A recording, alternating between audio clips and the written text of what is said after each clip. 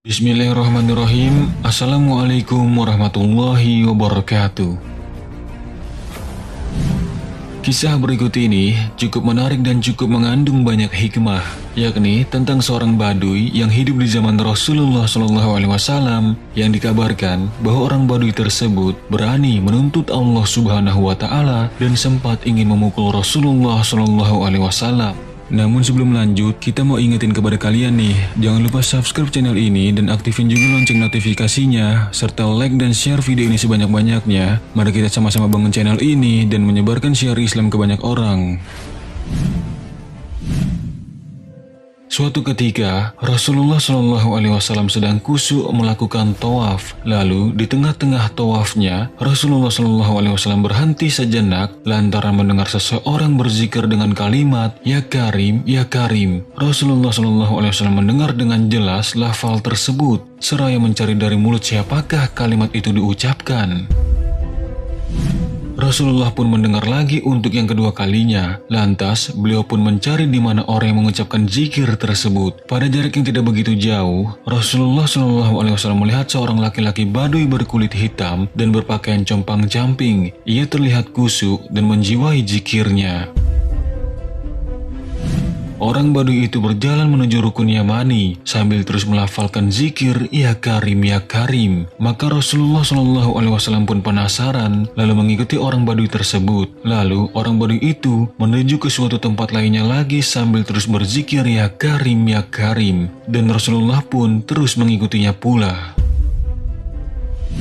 Merasa diikuti oleh seseorang, maka orang Baduy itu mendadak berhenti. Kemudian ia mencegat sambil menoleh ke belakang. Spontan Rasulullah SAW pun dihadang oleh orang Baduy tersebut. Dan memang pada saat itu orang Baduy itu belum pernah melihat dan tidak mengetahui rupa fisik Rasulullah SAW. Dia hanya mengetahui nama Rasulullah SAW saja. Lalu orang Baduy itu berkata, "Mengapa engkau mengikutiku dari tadi? Kalau saja bukan karena wajahmu rupawan dan bercahaya, pasti akan kupukul engkau lalu akan kuadukan kepada kekasihku." Mendengar ucapan orang Baduy tersebut, maka Rasulullah balik bertanya, "Siapakah kekasihmu?" Lalu orang itu menjawab, "Kekasihku adalah Rasulullah Muhammad SAW." Dengan sedikit terkejut, Rasulullah pun berkata lagi, "Apakah engkau pernah bertemu dengan kekasihmu itu?" Lalu orang Baduy itu menjawab, "Aku memang belum pernah bertemu dengan Muhammad bin Abdullah, namun aku hanya mencintainya, sebagaimana Allah Subhanahu wa Ta'ala juga mencintainya."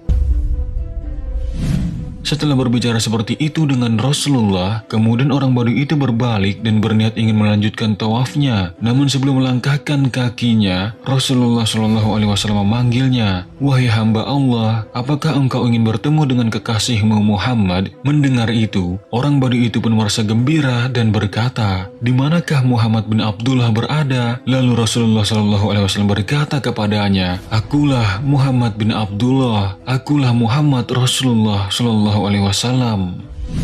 Dengan terkejut bahagia, ia sontak langsung memeluk dan menciumi Rasulullah SAW hingga beberapa kali. Kemudian dia berkata, "Ya Rasulullah, sungguh bacaan Ya Karim tadi aku nisbatkan kepada engkau, lantaran aku tidak tahu menahu tentang doa tawaf. Maka lewat bacaan tadi, aku bermunajat kepada Allah Subhanahu wa Ta'ala. Semoga Allah meridhoi aku serta mengampuni segala dosa-dosaku."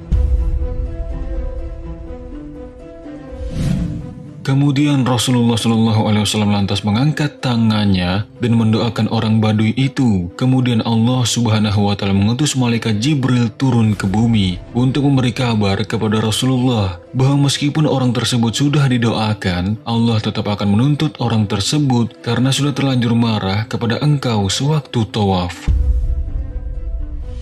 Rasulullah pun menceritakan apa yang disampaikan malaikat Jibril kepada orang itu, bahwa Allah Subhanahu wa Ta'ala tetap akan menuntutnya karena telah marah kepada Rasulullah sebelumnya. Mendengar penuturan Rasulullah SAW itu, orang Baduy itu bukannya sedih, ia malah menjawab, "Tidak apa-apa ya Rasulullah, jika Allah tetap menuntutku, maka aku juga akan menuntutnya kembali." Lalu Rasulullah SAW bertanya kepadanya, "Apa yang akan engkau tuntut wahai hamba Allah?" Orang bodoh itu menjawab, "Aku akan menuntut balik kepada Allah Subhanahu wa Ta'ala, karena Dialah Zat yang Maha Pengampun. Dengan berbekal cintaku kepadamu yang sangat besar, aku pun menuntut pengampunan tersebut." Malaikat Jibril yang mendengar percakapan tersebut lalu kembali menghadap Allah Subhanahu wa Ta'ala dengan berkata, "Orang Badui itu menuntut pengampunan berbekal cintanya yang amat besar kepada kekasihmu Muhammad Sallallahu Alaihi Wasallam. Lalu apa yang harus hamba lakukan wahai Tuhanku?" Kemudian Allah Subhanahu wa Ta'ala memberi perintah, "Katakan kepada orang Badui tersebut, karena saking cintanya kepada kekasihku Muhammad Sallallahu Alaihi Wasallam, aku tidak jadi menuntutnya. Kelak akan aku jadikan orang Badui tersebut teman Muhammad di surga." Setelah mendapat perintah dari Allah Subhanahu wa Ta'ala, maka malaikat Jibril turun lagi ke bumi lalu memberikan jawaban Allah Subhanahu wa Ta'ala kepada Rasulullah Shallallahu Alaihi Wasallam, dan Rasulullah pun menceritakannya kepada orang Badui tersebut. Setelah mendengar cerita dari Rasulullah Shallallahu Alaihi Wasallam, orang Badui tersebut lantas tersenyum kegirangan sambil menggerak-gerakkan badan atau berjoget. Dan sebab hal tersebutlah ada beberapa ulama yang berpendapat bahwa dari kejadian inilah Jalaluddin Rumi membuat tarian sufi.